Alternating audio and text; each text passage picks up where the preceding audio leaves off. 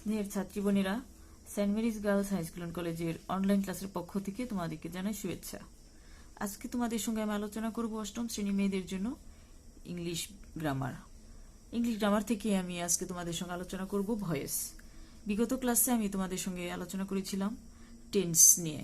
Tense 3 প্রকার, টেন্সের প্রত্যেক প্রকারের 4টা করে 12টি রূপ। এই 12টি রূপ দিয়ে আমরা যে কোনো ভার্ব দিয়ে সেন্টেন্স তৈরি করা শিখেছিলাম, যাতে আমরা ভয়েস, ন্যারেশন এগুলি খুব ভালোভাবে করতে পারি। তো আজকে তোমাদের সঙ্গে আমি সেই ধারাবাহিকতায় ভয়েস নিয়ে আলোচনা করছি। তো প্রথমে আমরা জানবো ভয়েস কি। আমরা জানি যে ভয়েস যে ইংরেজি একটা শব্দ, যে বিষয়, তার বাংলা অর্থ হলো বাচ্য। আর এই বাচ্য বা ভয়েস এটা হলো ভার্বের গঠন, যার দ্বারা সাবজেক্ট নিজে কিছু করে বা অন্যের কাজ তার উপর এসে পড়ে, এটাকে বোঝায়। আর ট্রানজিটিভ ভার্বের ভয়েস 2 প্রকারের হয়। তো এই ট্রানজিটিভ ভার্ব কি আবার, এটা আমাদের জানা দরকার। তো তার আগে আমরা জানি যে ট্রানজিটিভ ভার্বের ভয়েস 2 প্রকার। সেগুলি কি? সেগুলি হলো অ্যাক্টিভ ভয়েস এবং প্যাসিভ ভয়েস। তো সে ট্রানজিটিভ ভার্ব কি সেটা জানতে গেলে, যেমন আমি তোমাদের একটা সেন্টেন্স দেখাতে চাই। যেমন আই ইট রাইস, আমি ভাত খাই। তাহলে এখানে ভার্ব, আই হলো সাবজেক্ট, আর ইট হলো ভার্ব, এবং রাইস হলো অবজেক্ট মানে কর্ম। তাহলে ইট মানে খাওয়া, আমি খাই কি? ভাত। তাহলে আমি খাই কি? খাই, ভাত খাই। একটা বাক্যে কি এবং কাকে প্রশ্ন করলে যে উত্তর পাওয়া যায় তাকে অবজেক্ট বা কর্ম বলে। তাহলে এখানে এই রাইস হলো, আই ইট রাইস, আমি কি খাই? ভাত খাই। রাইস হলো কর্ম বা অবজেক্ট। তাহলে কোনো সেন্টেন্সে ভার্বের অবজেক্ট যদি থাকে তাহলে সেটা হলো এই ট্রানজিটিভ ভার্ব। অর্থাৎ যে ভার্বের, যে ক্রিয়ার অবজেক্ট আছে তাকে ট্রানজিটিভ ভার্ব বলে। তাহলে এরকম সেন্টেন্সে, যে সেন্টেন্সে ভার্বের অবজেক্ট থাকে সেটাকে ট্রানজিটিভ ভার্ব যুক্ত সেন্টেন্স বলে। আর এই ধরনের সেন্টেন্সেরই ভয়েস 2 প্রকারের হয়। একটা হলো অ্যাক্টিভ ভয়েস এবং প্যাসিভ ভয়েস। যেমন এই সেন্টেন্সটাই আমরা ধরি, যেমন আই ইট রাইস, আমি ভাত খাই। এখানে সাবজেক্ট, এই যে অ্যাক্টিভ ভয়েস আমরা দেখলাম, ট্রানজিটিভ ভার্বের ভয়েস 2 প্রকার। একটা হলো অ্যাক্টিভ,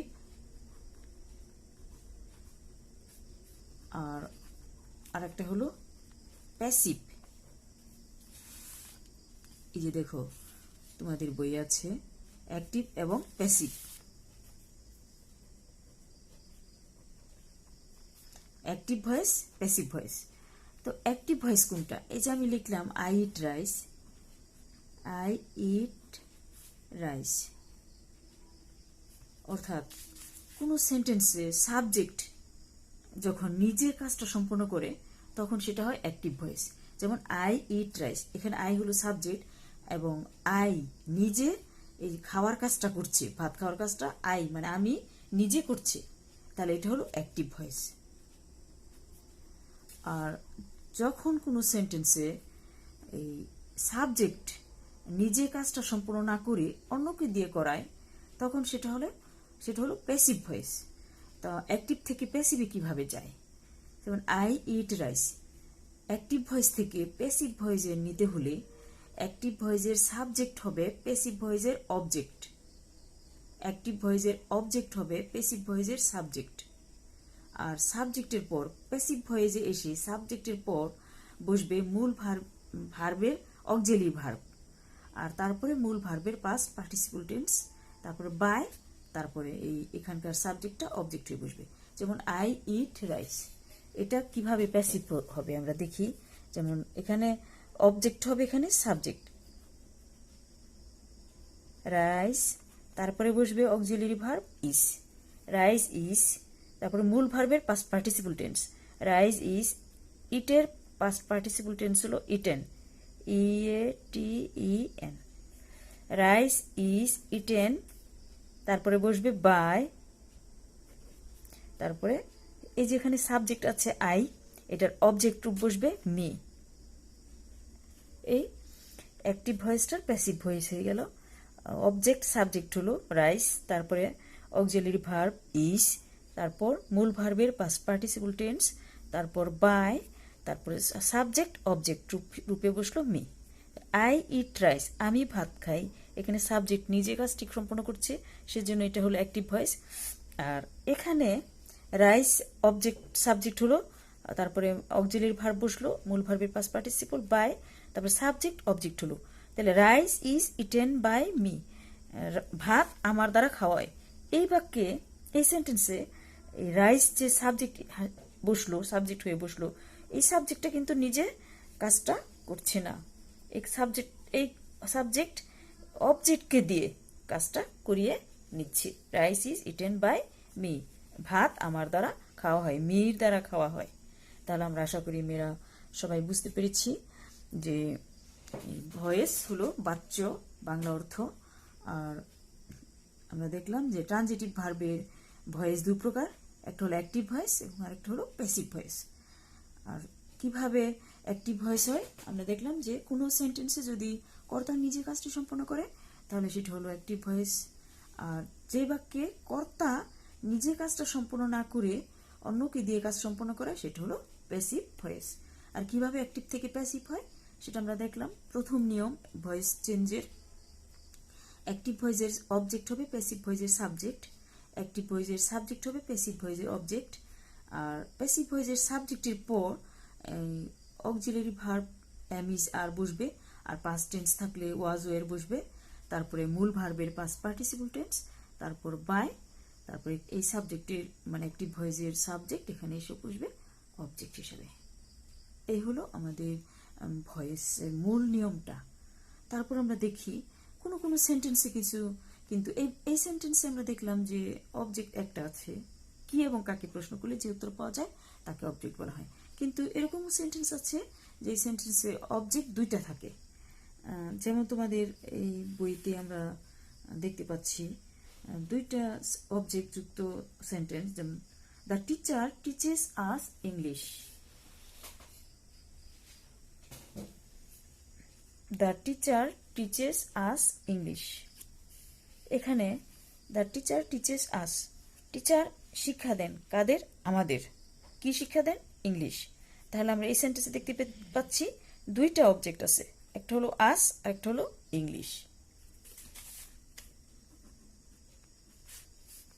দ্য টিচার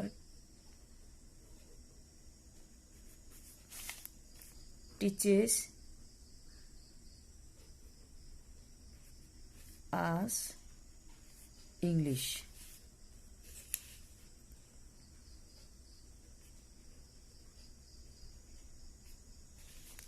এই যে এখানে দুইটা অবজেক্ট আছে, এখানে কোন অবজেক্ট সাবজেক্ট হিসেবে প্যাসিভ ভয়েসে আসবে? এই ক্ষেত্রে এই সচরাচর ব্যক্তিবাচক অবজেক্ট প্যাসিভ ভয়েসের সাবজেক্ট হিসাবে বসানোই ভালো, শ্রেয়। আর আরেকটা নিয়ম আছে যে দুইটা অবজেক্ট আছে সেন্টেন্সে, কিন্তু একটা অনেক সময় একটা অবজেক্টের আগে দেখা যায় এখানে প্রিপোজিশন বসে। এই ক্ষেত্রে যেমন he did for me the unnecessary things, he did for me for unnecessary things, সে আমার জন্য অপ্রয়োজনীয় কাজগুলি করেছিল। এই ক্ষেত্রে কিন্তু ওই ব্যক্তিবাচক অবজেক্ট কিন্তু এই মি, কিন্তু তার আগে যেহেতু প্রিপোজিশন বসেছে সেজন্য প্যাসিভ ভয়েস গঠন করার ক্ষেত্রে আমরা এই যে ব্যক্তিবাচক অবজেক্টটাকে আমরা সাবজেক্ট হিসেবে নেব না।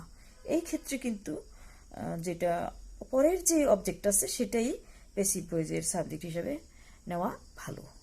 তো আমরা কি দেখলাম যে কোনো কোনো সময় আমরা দেখি যে সেন্টেন্সে দুইটা অবজেক্ট থাকে, সেখানে ব্যক্তিবাচক অ্যাক্টিভ ভয়েসের ব্যক্তিবাচক অবজেক্টটাই প্যাসিভ ভয়েসের সাবজেক্ট হিসাবে নেওয়া ভালো। আর যখন অ্যাক্টিভ ভয়েসে দুইটা অবজেক্ট থাকে এবং একটা অবজেক্টের আগে প্রিপোজিশন বসে, সেই ক্ষেত্রে এই যেটার আগে প্রিপোজিশন বসে সেটা ব্যক্তিবাচক অবজেক্ট থাকলেও সেটা প্যাসিভ ভয়েসে সাবজেক্ট হিসেবে ব্যবহৃত না হয়ে যে বাকি অবজেক্ট আছে সেটা প্যাসিভ ভয়েসের অবজেক্ট হিসেবে ব্যবহৃত হলে ভালো। আচ্ছা, তাহলে আমরা এই দুইটা নিয়মের ক্ষেত্রে এখানে আসছি। দুইটা অবজেক্ট আছে এবং the teacher teachers us English, এই ক্ষেত্রে ব্যক্তিবাচক অবজেক্ট সাবজেক্ট হিসেবে নেওয়াই ভালো। এটা আমরা দেখি যে উই,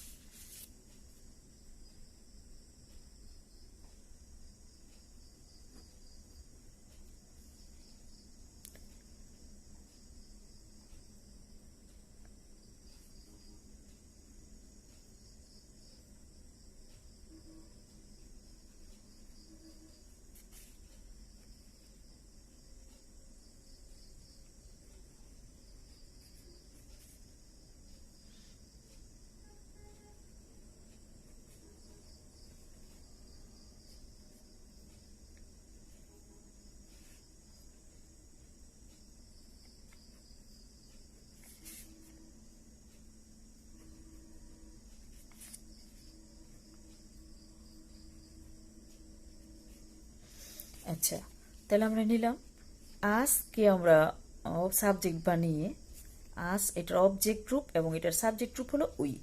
তাহলে উই আর টট, এই যে teach, the teacher teaches us English, teach মূল ভার্ব টিচ, তার প্রেজেন্ট পার্টিসিপল টেন্স হলো taught. We are taught English by, তারপরে এখানে দা সাবজেক্ট, এখানে এসে হবে object, by the teacher. We are taught English by the teacher. অথবা আমরা ইংলিশকে ইংলিশ যে অবজেক্ট এটাকে সাবজেক্ট বানিয়েও প্যাসিভ ভয়েস করতে পারি। কি হবে এক্ষেত্রে? English is TAUGHT, English is taught us by the teacher. আশা করি মেয়েরা বুঝতে পেরেছো যে সেন্টেন্সে দুটো অবজেক্ট থাকে সেখানে ব্যক্তিবাচক অবজেক্ট প্যাসিভ ভয়েসের সাবজেক্ট হয়ে কাজ করা ভালো, অথবা অপর যে অবজেক্ট আছে সেটাও প্যাসিভ ভয়েসের সাবজেক্ট বানিয়ে কাজ করা যায়। তবে ব্যক্তিবাচক অবজেক্ট প্যাসিভ ভয়েসের সাবজেক্ট হিসেবে কাজ করলে সেটাই শ্রেয়। আর যখন নাকি কোনো অ্যাক্টিভ ভয়েসে দুইটা অবজেক্ট থাকে এবং তার একটার আগে প্রিপোজিশন থাকে, সেই ক্ষেত্রে ব্যক্তিবাচক না অপর অবজেক্টটা নিয়ে কাজ করাই, মানে প্যাসিভ ভয়েসের সাবজেক্ট বানিয়ে কাজ করাই ভালো। তো এই ক্ষেত্রে আমরা দেখি হি did for me the unnecessary things. তাহলে এখানে একটা অবজেক্ট হলো মি, যার আগে প্রিপোজিশন আছে ফর, আর আরেকটা অবজেক্ট হলো আননেসেসারি থিংস, তার আগে কোনো প্রিপোজিশন নেই। তাহলে এখানে আননেসেসারি থিংস প্যাসিভ ভয়েসের সাবজেক্ট হবে।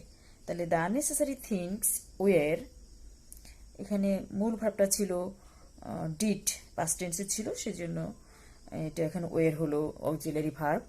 The unnecessary things were done for me by him. তো আশা করি মেয়েরা তোমরা সবাই বুঝতে পেরেছি এই পর্যন্ত। তো আগামী ক্লাসে এরপর থেকে আমি তোমাদের সঙ্গে আলোচনা করব। এই পর্যন্ত তোমরা প্রস্তুতি নাও এবং সেই সাথে তোমরা ভালো থাকো এবং সামনের দিকে এগিয়ে যাও। সবাইকে অনেক অনেক ধন্যবাদ।